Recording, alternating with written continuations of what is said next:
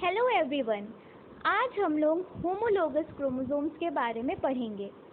तो सबसे पहले ये जान लेते हैं कि होमोलोगस शब्द का मतलब क्या है।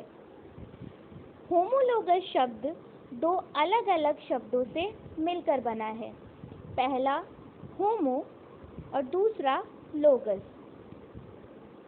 होमो का मतलब होता है सेम यानी एक जैसा, और लोगस का मतलब होता है स्ट्रक्चर।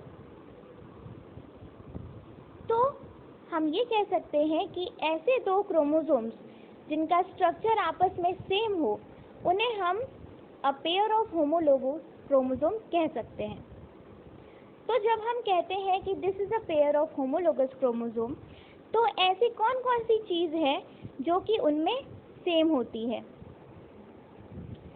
सबसे पहला आता है सिमिलर लेंथ। इसका मतलब है कि दोनों क्रोमोसोम्स लंबाई में सेम होंगे। दूसरा सेम सेंट्रोमियर पोजीशन। इसका मतलब है कि दोनों क्रोमोसोम्स में सेंट्रोमियर की पोजीशन सेम होगी। तीसरा सेम जीन सीक्वेंस। इसका मतलब है कि जीन के सीक्वेंस जो कि क्रोमोसोम्स में है वो बिल्कुल सेम होंगे। चौथा genes with the same corresponding loci. अब इसका मतलब ये हुआ कि जो जीन किसी एक पर्टिकुलर पोजीशन पे पहले क्रोमोसोम में है, वही सेम पोजीशन पे दूसरे क्रोमोसोम पर भी होगी। अब चलिए इन चारों पॉइंट्स को डायग्राम की हेल्प से थोड़ा और बेटर समझ लेते हैं। यहाँ पे दो होमोलोगस पेयर ऑफ क्रोमोसोम्स दिखाए गए हैं। पहला ये वाला और दूसरा ये वाला। अब आप देख सकते हैं कि ये क्रोमोसोम और ये क्रोमोसोम लेंथ में बिल्कुल बराबर है, और सेम बात इन दोनों के लिए भी लागू होती है। दूसरा इनकी सेंट्रोमियर की पोजीशन। आप देख सकते हैं इसकी और इसकी सेंट्रोमियर की पोजीशन बिल्कुल सेम है। अब जीन के सीक्वेंस की बात कर लेते हैं।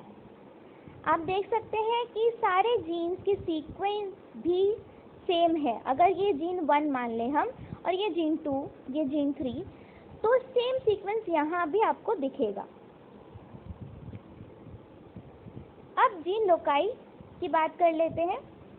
आप देख सकते हैं कि सीक्वेंस तो सेम है ही, लेकिन ऐसा भी नहीं है कि ये वाला जो जीन है ये यहाँ हो और ये वाला यहाँ पर हो। दोनों बिल्कुल कोरिस्पॉन्डिंग पोजीशन पर पाए जाएंगे। तो ये दो होमोलोगस पेयर हमने देख लिए। अब हम ये नहीं कह सकते कि ये क्रोमोसोम इस क्रोमोसोम के होमोलोगस है, बिल्कुल भी नहीं, क्योंकि ना तो इनकी लेंथ सेम है, आप देख सकते हैं ये वाला इससे छोटा है, और ना ही इसके सेंट्रोमियर की पोजीशन भी सेम, कुछ भी नहीं, ऐसा बिल्कुल भी नहीं है। और जीन के सीक्वेंस की भी वही बात है। तो हम कह सकते हैं कि ये और ये chromosomes are not homologous. I think ये बात आपसे क्लियर हो गई होगी। अब हम नेक्स्ट स्लाइड की ओर बढ़ते हैं।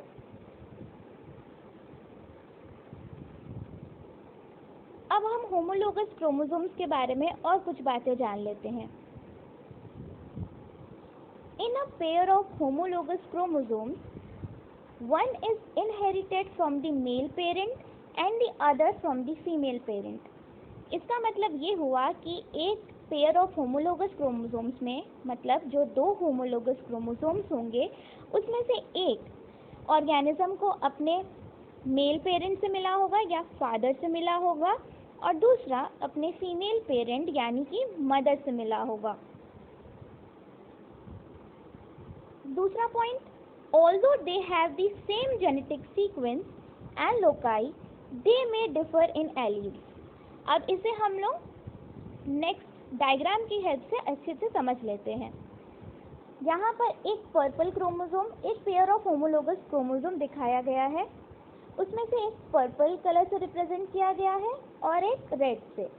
पर्पल वाला पैटर्नल होमोलोग है जो कि ऑर्गेनिज्म को अपने फादर से मिला होगा, और रेड वाला मैटरनल होमोलोग है जो कि ऑर्गेनिज्म को अपने मदर से मिला होगा। अब आप देख सकते हैं कि ये जो जीन सारे इस पे लोकेटेड है। अब एलील्स के बारे में थोड़ा जान लेते हैं। हर जीन को रिप्रेजेंट करने के लिए अलग अलग फॉर्म्स होते हैं, उन्हीं को एलील्स कहते हैं। और किसी भी जीन को रिप्रेजेंट करने के लिए हर एक जेनेटिक लोकस पर इंडिविजुअल के पास 2 एलील्स होते हैं, एक होमोलोगस क्रोमोसोम पे एक और दूसरे पे दूसरा। अब आप नीचे के 3 जीन सीक्वेंस को देखिए। इसमें से पहला कैपिटल ए और कैपिटल ए। तो इसमें आप क्या देख सकते हैं, इसके जो एलील्स हैं, सबसे पहले तो आप ये जानते होंगे कि डोमिनेंट एलील को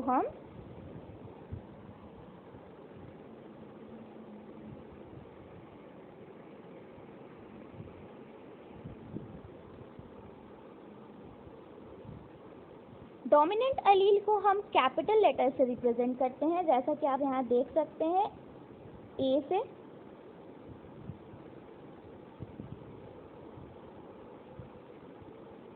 और रिसेसिव एलील को हम स्मॉल लेटर से रिप्रेजेंट करते हैं, जैसा कि यहाँ देख सकते हैं बी से।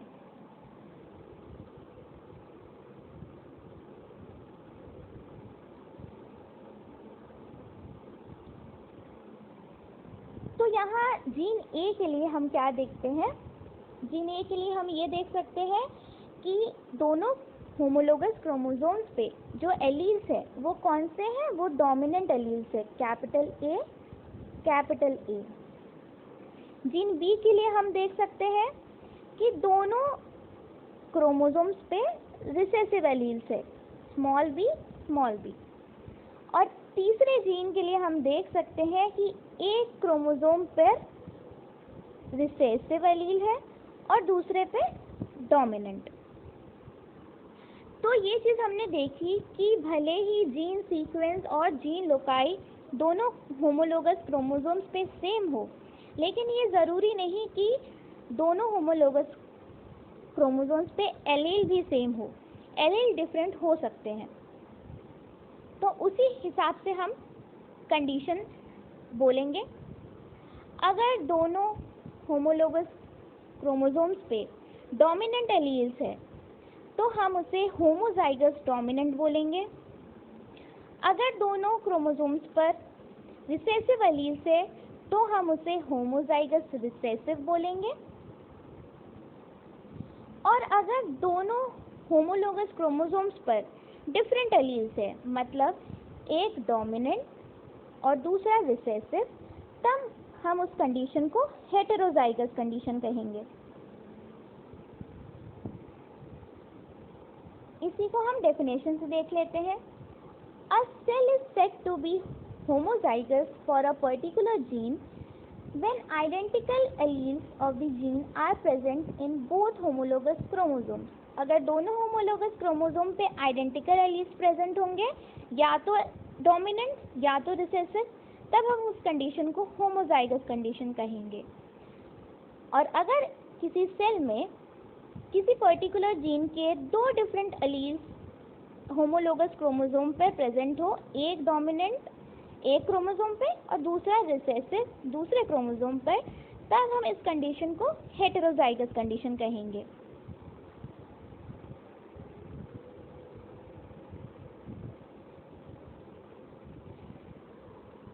अब हम ह्यूमंस की बात कर लेते हैं।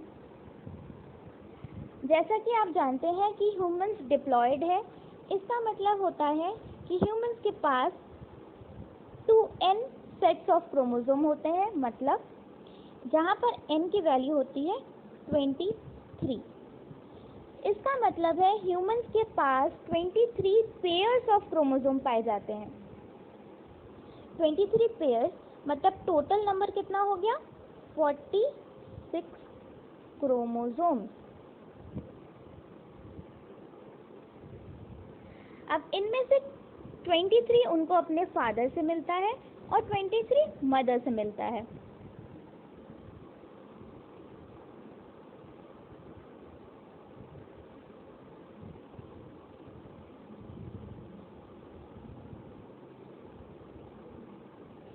अब 23 पेयर्स ऑफ क्रोमोसोम में से 22 पेयर्स ऑटोसोम्स होते हैं। ऑटोसोम्स मतलब जो रिप्रोडक्शन में पार्ट नहीं लेते, और एक पेयर जो होता है वो होता है सेक्स क्रोमोसोम्स।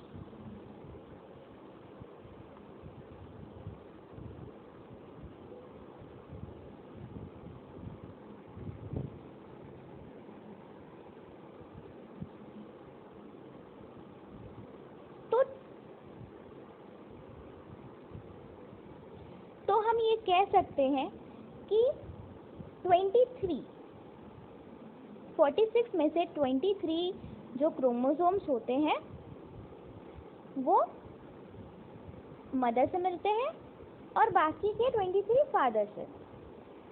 तो 23 में से 22 ऑटोसोम्स होंगे और एक क्या होगा, सेक्स क्रोमोसोम होगा।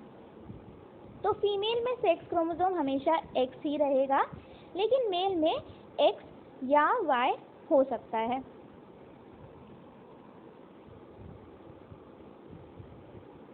अब हम ये देख सकते हैं कि हर मैटरनल क्रोमोसोम का एक कोरस्पॉन्डिंग पैटर्नल क्रोमोसोम होता है, लेकिन एक फीमेल में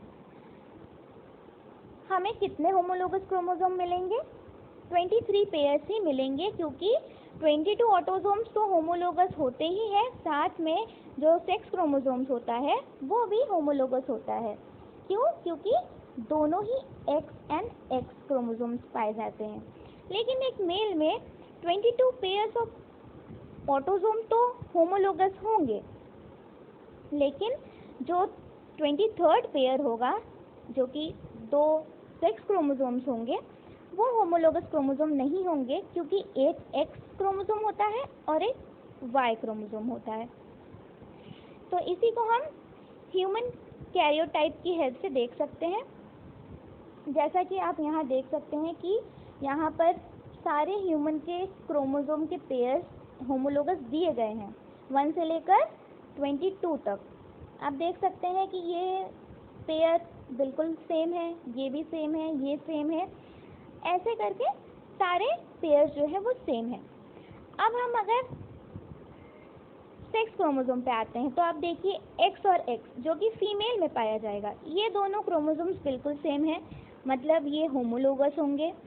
लेकिन जो सेक्स क्रोमोसोम्स मेल में पाए जाएंगे वो होगा एक X और दूसरा Y, जो कि किसी भी एंगल से एक दूसरे के होमोलोगस नहीं है। तो आई होप कि आपको ये टॉपिक अच्छे से समझ में आ गया होगा। अगर आपको कोई भी डाउट है तो आप नीचे कमेंट सेक्शन में पूछ सकते हैं।